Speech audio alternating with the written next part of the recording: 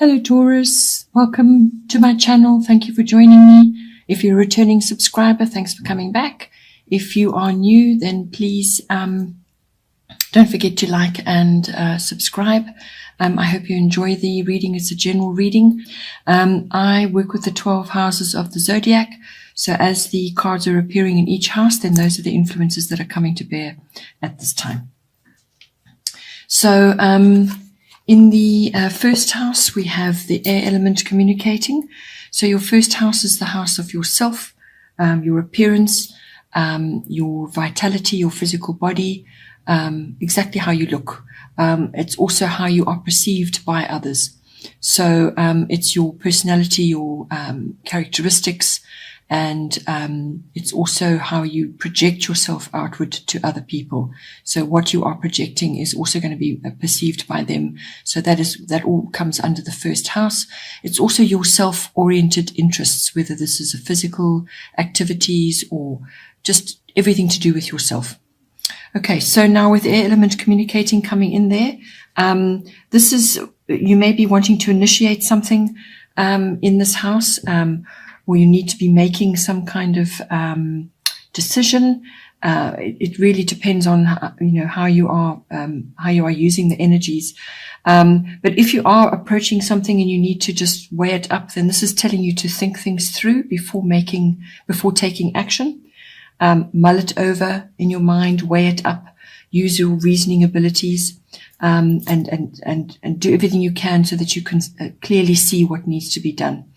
You may also need to put down in words what it is that you want, because that's a really powerful action from your thoughts into actual words and then writing. You're going to need to be honest with yourself and honest with others as well. Yeah, this card may also bring in the energy of you having to be inventive in some way.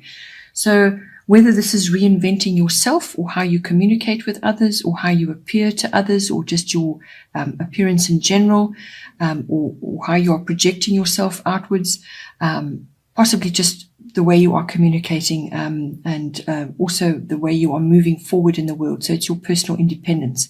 So you may be changing that up as well.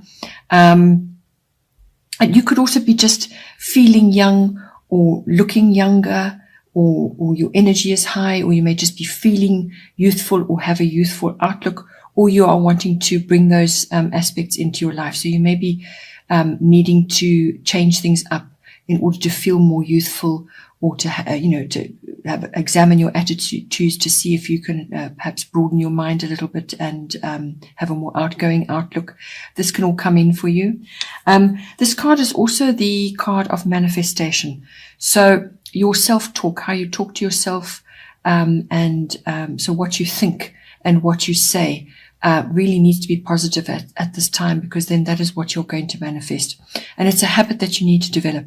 It doesn't come easily at first. It's actually quite difficult to maintain that every day. So it's something that you have to work on. But once you start doing it and you are aware of what you're saying and what you're thinking, then you can very easily steer it in the correct direction. So yeah, it's really, it's what you think and what you say is what you're going to create with this card. Then in the second house, we have Cancer, I feel. So this is a feeling card. It's ruled by the moon. So the second house deals with your income, your money that's coming in.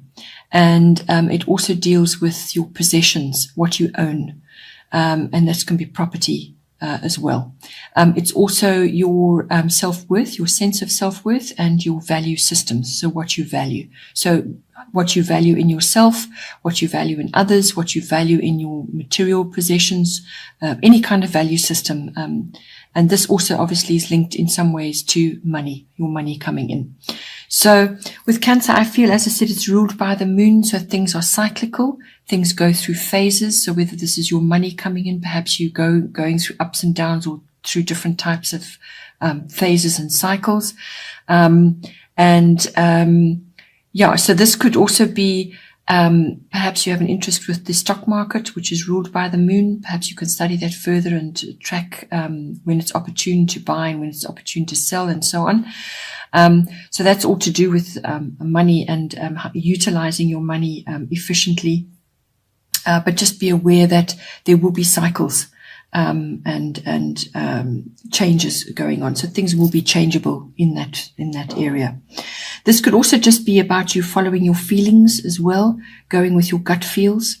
You might find that emotion is high at this time for some reason in this house. Perhaps money is tight and you have issues that you need to deal with, or something to do with that. But emotion could be high. You could also just be really, really sensitive at this time. Feeling so sensitive in some cases that you may just need to withdraw periodically to keep yourself balanced. But it's also about being resilient. So when you have cyclical money issues, or where you're riding the waves with that, you do have to be resilient to keep yourself going. So put whatever measures you need to in place to deal with that. This could also be to do with moods. So, you're monitoring your moods, because this also affects your self-worth and it affects your values as well. You could also be wallowing in a few memories, or issues from the past or things that happened in the past. You can look at them, examine them, and then let them go, but you mustn't live there. You can't live in the past. You can only live in the present. You may also just be feeling a little bit alone periodically. Perhaps you're grappling with various types of issues and feeling a little bit alone. There could also be domestic issues of some sort which are requiring attention. You could have a mother or a maternal figure involved with this card, or women and women's issues, how women get along. All of those may come in with this card. Also having old-fashioned views. So perhaps that needs to be changed up a little bit, or just adjusted slightly to move with the times. You could also be, if you're thinking about memories in the past, or you're dealing with things from the past, it could be in connection with buying and selling items from the past. So this would be antiques and things like that. This could also come into this house. So it's really very much to do with money, but also your self-worth and your values, what you own. Then in the third house, we have part of fortune increase. So this is a lovely card to be having in this house. It's a lovely card to have anywhere. So in this house, the third house is the house of communication. So this is all forms of communication, whether it's written, verbal, could even be your body language. It's however you communicate, or it could also be communication coming in to you. So this communication can be with the wider public or with people in general, but it's also to do with specific family members. So this can be cousins, siblings, aunts and uncles, and also neighbors can come in with this. So it's also the house of short trips, local trips. So now with this, it may also be covering issues to do with documents and contracts, because that's written. So anything of the written word that comes to you at this time. With the part of fortune increase, it's a very fortunate aspect to be having. It indicates good flow. It indicates successes coming. It indicates benefits of some kind coming to you. They may just fall in your lap, in fact. It also is a very good card for anything to do with public relations and promotional work. So it's very favorable conditions for that. So harness that if you can to really get things done and to get your points across. It's a destiny and a fate card. So there could be karmic triggers which trigger things for you, and there could be good things for you. Whether this is stirring your own particular talents and abilities which you haven't really harnessed as yet, something will stir them to action. And these are talents and gifts that you have that have just not really been used or not been acknowledged for some reason. And you may need to study and learn further to harness those talents and gifts. It could also be teaching of some kind. So it's really getting communication across in some way towards others. You're basically going to be moving ahead with this card in this house, and that success will come to you, and there will be benefits coming to you in conjunction with this, because it's destiny and fate as well. Then in the fourth house we have fire element desire. So your fourth house is your house of home, your physical home, the actual structure, but also the atmosphere in your home and the people in your home. So it's also the relationship that you have with your particular foundation, your roots, your ancestry, where you've come from, your foundation. It's your relationship with that. Now, with the fire element desire coming in, this is about getting started, taking action on something new. This is about finding the courage to do that, and also the passion to do that. So in whatever way that comes in for you in the fourth house, it could also be a change in direction, a sudden change of direction, whether you're intent on living in a specific place and then you change your mind and you go for something else.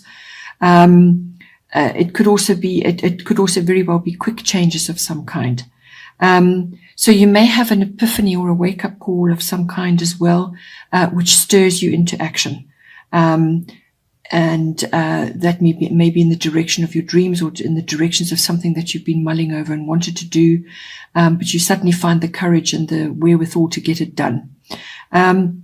You may, if it's to do with somebody in your home, you may have to take assertive action with someone to get clear, to put your cards on the table and get clear about everything, to clear the air. That may need to be done. You may also need to just protect your interests in some way as well. Maybe there's influences in your home which don't have your best interests at heart. So just be aware of that. If you're redoing your home in some way or you're changing your home in some way, you can bring in the warmth and the fiery element into your home. So those are the colors associated with that. Make your home warm and welcoming. And associated with that is anything to do with fire, and also electrical things and anything in the kitchen. So just be aware that some issues may arise to do with that as well. Perhaps something you didn't expect may come in for you. Then in the fifth house, we have Aquarius. I know your fifth house is the house of your creativity, creative projects that you may be working on, or your own personal creativity with whatever you do. It's not necessarily artistic. This can be in the way you speak, or the way you dress, or the way you conduct yourself, or the way you dress your house for parties or your dinner tables. There's lots of ways that creativity can come in. And it's also the house of children, whether they are your children or children that you are associated with. It's the house of love affairs. A love affair, and it's also the house of activities of all kinds. This is fun, recreational activities or risk-taking activities like gambling or stock exchange, that sort of thing. All comes into the fifth house. So now, with Aquarius, I know Aquarians are futuristic by nature. So this you may be facing one or two challenges in this house in some way, but it's also about glimpses of the future or trends or technology of some kind. So whether this is through your creative projects or or your children, perhaps your children are involved in something, but it's basically glimpses of the future in some way. It could even be science fiction. You could also be doing or involved with unconventional activities of some kind, or you're involved with unconventional people in those activities, or they're visiting you, or you're involved with them in some way. Perhaps it's a creative project, or perhaps it's people that your children are associated with. But these people or these activities are exotic, a bit eccentric. The people may be cutting edge from a technology point of view as well. You may also be mastering something new, whether this is a new technology or a new activity. So it's mastering something new. You could also you will have also the support of friends and friendly alliances in certain ways. So these will be supportive of your goals. So whatever your goals are in the fifth house, this is a very social aspect, and they will support you at this time. But it is, as I said, really about glimpsing the future and mastering technology and new things. That all comes in with this card. Then in the sixth house, we have solar eclipse revolution. So your sixth house is your house of work, work projects, work colleagues, workplace, your daily routines around that. It's also it covers, it's the house of pets, and it's also the house of health and diet. So now I feel with this, probably it's associated with making changes, or changes will be coming for you in some way. So there is a revolution of some kind. So you're going to be going through a change or an upheaval. More than likely it will be swift, a swift ending and then a beginning of some kind. It could also be the change of lifestyle that you're currently living. Something better you need to change it up in some way, really, quite dramatically, in order to give yourself look after your health and have a better lifestyle. It could be that related to that as well, or it could be work related. If you're not in a workplace and you work for yourself, it's mastery of your craft. That is the 6th house as well. But there's going to be some kind of revolution going on, some kind of change. But it's more than likely will be swift. It's a kind of a jolt, really.